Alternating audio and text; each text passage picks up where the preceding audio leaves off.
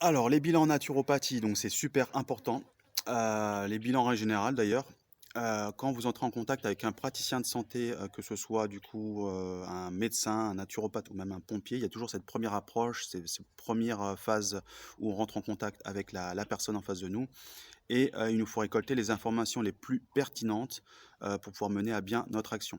Donc par exemple, un médecin aura en face de lui un patient qui lui présentera une certaine symptomatologie et son champ d'action, en règle générale bien sûr, sera souvent autour de cette symptomatologie. Un pompier, lui, ça sera en fonction du degré d'urgence.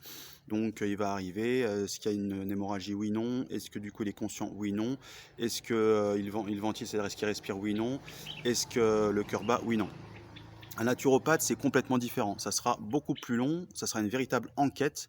Vraiment, on va enquêter sur notre consultant pour avoir, on va dire, récolté le maximum d'informations sur ce qu'il verbalise, sur ce qu'il va verbaliser lui-même, mais aussi sur ce qu'il va cacher via le non-verbal, la gestuelle, les attitudes et la morphopsychologie qu'on a vu sur la dernière vidéo. Pourquoi on veut toutes ces informations-là?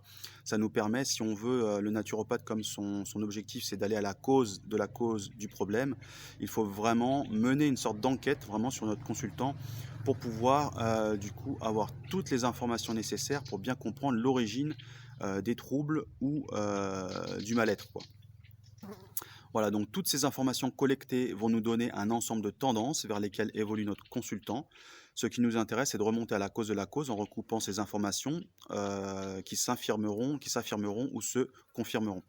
Le bilan est fait de façon globale, holistique et non de façon sectorisée en fonction de la symptomatologie, ce qui nous permet d'appréhender la source des troubles sans nous focaliser sur les conséquences.